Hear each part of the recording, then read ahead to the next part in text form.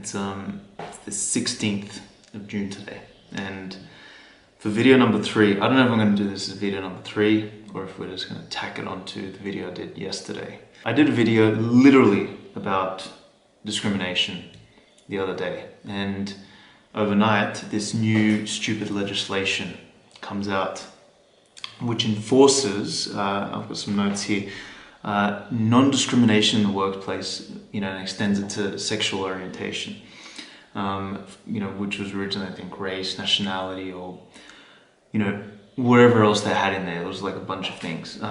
Soon enough it's going to extend to IQ, intellect, skill, experience, and every other minority complaint.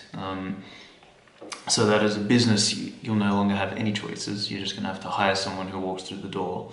And if you say no to anyone, or if you fire anyone, they're going to find some minority line to sue your ass on. I think that the main thing that I want to really get across in this video is that forcing someone to make a decision based on what your notion of morality is violence. That is taking away somebody else's agency or somebody else's personal right to choose. That's their private property. So the idea of self-sovereignty and self-ownership and personal property rights, whether that property is your business, your money, or where you can choose to spend it, whether it's your friends, your body, your being, your opinion, or what goes on in your mind. The notion of private property on all of those bases is that you can choose to make a decision, or in other words, discriminate. That's the definition of making a decision, based on whatever reason you want. Private property implies that it's yours to do with as you please. But these clowns out there, or the state, tries to tell you that you own your stuff, but in reality you don't. You're just some sort of vessel for them to make the decisions for you, and you just blindly obey. Private property is the basis for freedom. Now, if you choose or decide to initiate violence upon another, irrespective of whether your reasoning is discriminatory in nature, well, I have a problem with that, because I have a problem with violence, because violence is taking away somebody else's freedom, somebody else's, you're infringing on somebody else's property rights.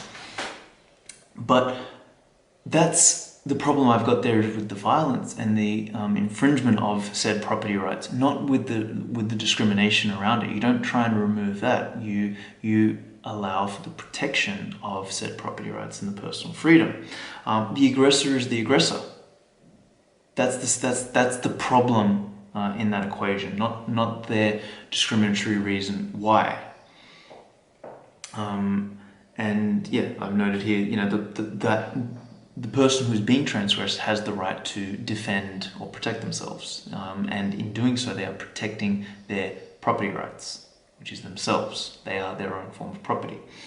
So now, coming back to this dumbass, or let's call it just a violent law, because it's violent. Somebody else is telling you what you can and cannot do for your own decisions. Let's just use an example to illustrate the stupidity.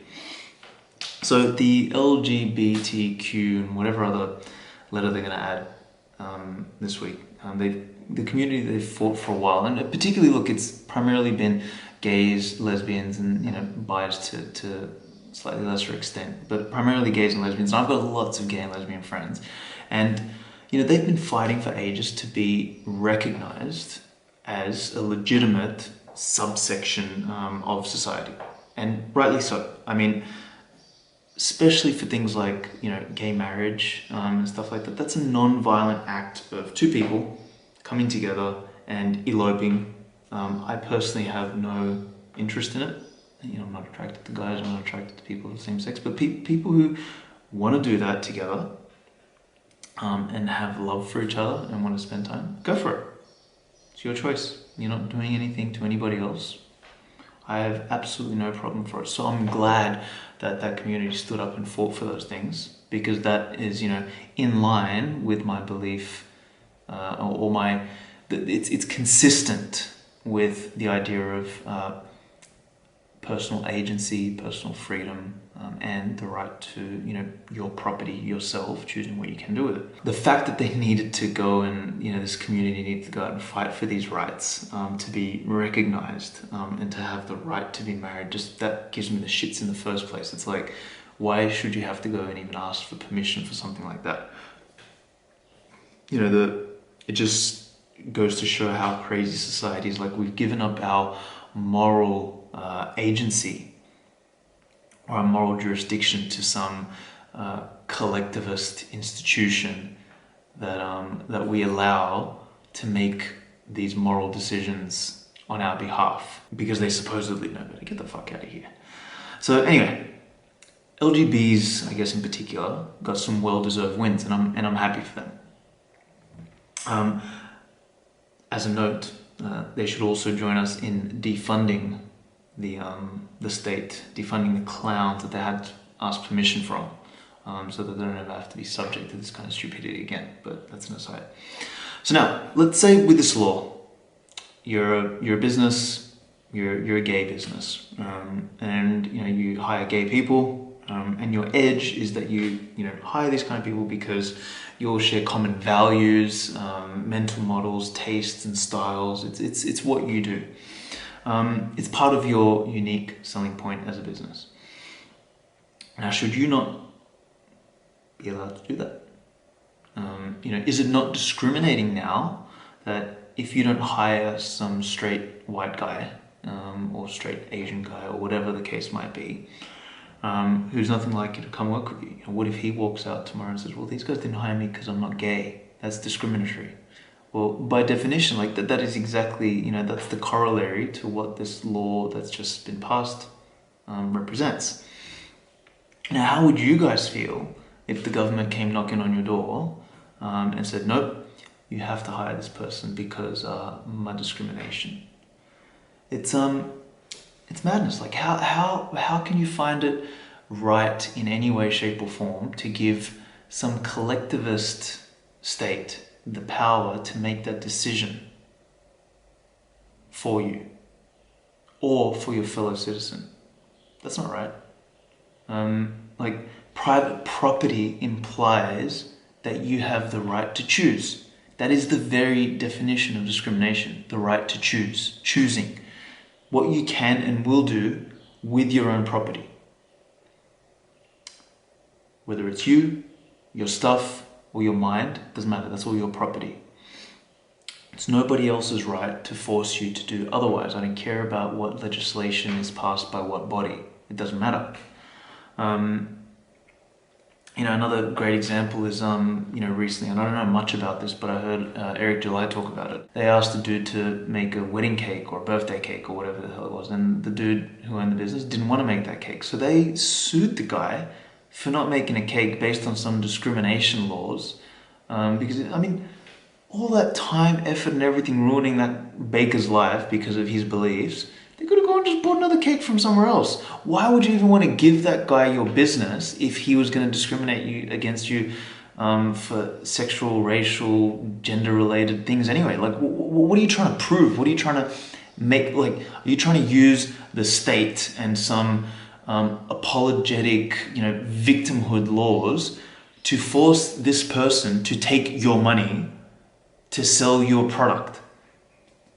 Like, what planet are these people living on? Like, these laws, they remove personal agency and responsibility.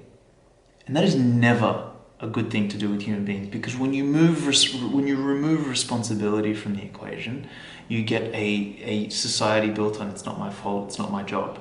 And that kind of society quickly devolves into dictatorships, because nobody does anything except for a few people who make the decisions, or it devolves into complete madness and chaos where nothing's functional, everything breaks down, and you have a bunch of losers around you, basically ghettos. or shanty towns, or whatever the hell you want to describe them as.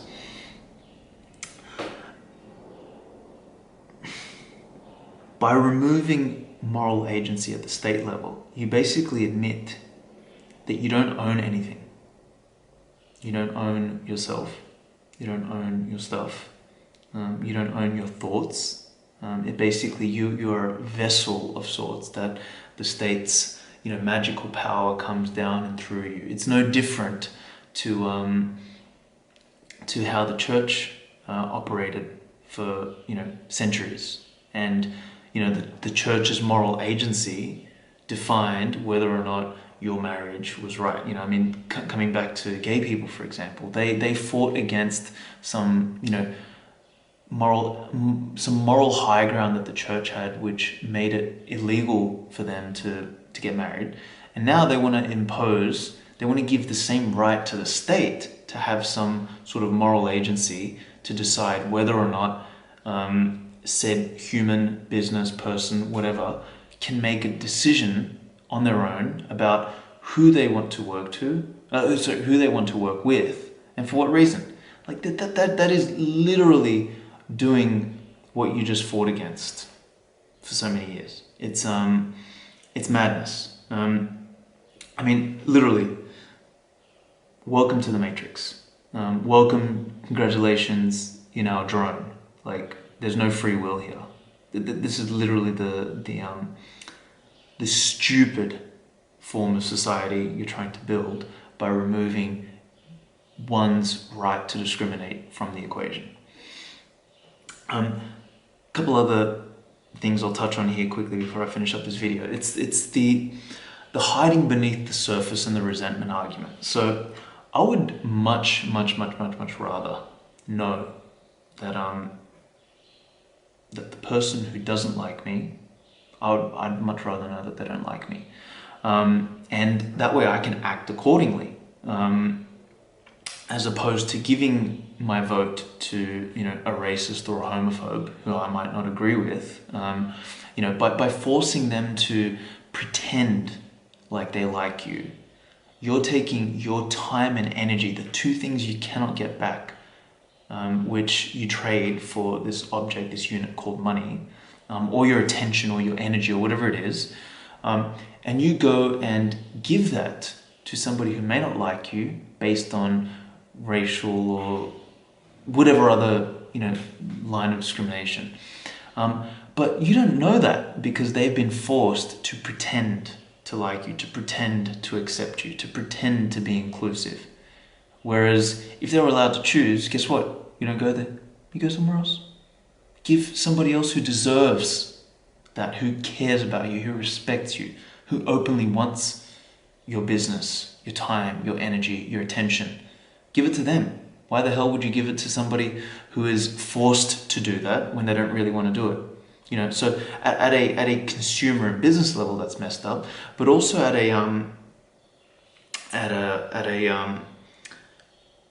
job, like where you're going to work, for example, because this is one of the big arguments that has come about over the years is what if I'm black or Asian or gay or lesbian or transgender or whatever other minority again you're going to subscribe to, and I can't get a job. Well, I kind of talked about this in part one, but the only thing that happens here on a local and individual level, particularly speaking, is you go find somewhere else to work. You go add value. If you believe you're a person who can add value and you're genuinely looking for a job because you think you can add value somewhere, you take that time, effort, energy, and you go add value to a business or a leader or a boss or a manager or whatever who deserves your time, your effort, your energy, and your value input.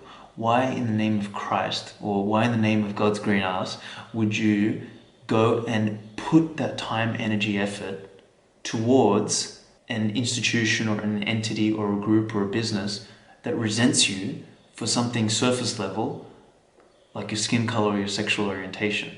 Like, if you get fired for something like your sexual orientation or your skin color, you should be fucking happy to get out of there. Don't be fucking pathetic and sit there and but but my skin color, but my sexual orientation, that's why they fired me. Man, you should be glad to be getting the fuck out of there. Have some self-respect. There's no other word, self-respect. Like, stand up for yourself, and you should walk the fuck out of there if that's the kind of environment that you're in. I mean, I've got some notes here. It's like, why you would degrade yourself to work for somebody who doesn't like you based on race or sexual orientation is absolutely beyond me. Beyond me. I would never work for someone like that. And I mean, if I found out that, I'd get the hell out of there. I'd be glad to get the fuck out of there. I'd quit before they fired me. The idea of subjecting yourself to a situation like that is akin to behaving like a pathetic serf. Like, this is voluntary indentured servitude. You're choosing to be a slave for somebody else. And I can already hear the people going, oh, but what about the people who don't have a choice? In today's day and age, we always have a choice. And in a world that is fundamentally driven not by politics, but by economics, in the sense that what's rewarded is the allocation of time and time and energy have no concept of politicized things like race, religion, sexual orientation, or any of that sort of stuff. So in that kind of a world, these kind of things don't matter. Now, I know that we're not in that kind of a world. We're partially moving to and away from it. It's kind of like the world's bifurcating. But we do, in today's day and age, have a choice, fundamentally. And I mean, I've got examples that I'll do in another video about people, whether it's like Oprah, whether it's Michael Jackson, whether it's Eminem, people that have come from the slums, people that have come from places where it doesn't seem like they have a choice. They've gone and made the choice. They found a way. And that's where, therein lies, the beauty of not only the struggle, but the ability to choose. And again, it really just comes back to, if anyone is losing out in a situation like that, where as a society we collectively optimize for the freedom of choice, those who want to be discriminatory for moronic surface level reasons, they effectively impact themselves much less than they impact you. Maybe in some cases, some people will draw the short straw, and there can be unfortunate situations like that, but we cannot go and take the right to freedom, the right to choose, the right to discriminate outside of people's own agency to solve for these couple little edge cases. It's complete madness. You do far more detriment to society, and you're literally putting that's a form of violent oppression across everybody to solve for a few minor problems that, if we collectively as society geared for freedom, particularly economic freedom, the ability to choose where to allocate time and energy, you incentivize the right kind of behavior, not try and force things in places they don't fit. You create unhappiness, you create distortions, you create depression, you create resentment. Resentment is a big one. You create guilt, you create all sorts of unintended ramifications and consequences, which then morph into these weird Frankenstein monster type issues and problems in society that manifest in all sorts of different ways. As we can see, people blowing each other up, and riots and burning things down and beating each other up, and God knows what else is happening in society today. We do not optimize for freedom. We keep optimizing for these short-sighted utopian ideals, which sound very nice on the surface, but as soon as you dig a little bit and start thinking of second, third, and subsequent order effects, realize that they're the dumbest ideas possible. So that's enough for today. Discrimination is a fundamental right. It is your right to choose. Never give that up. I know we're moving into a world where your ability to choose is being taken from you forcefully. But I do hope that over time, those of us with a brain and who value liberty and choice will be able to talk some sense into the rest of us. Thanks again. Peace out. I'll see you in the next episode.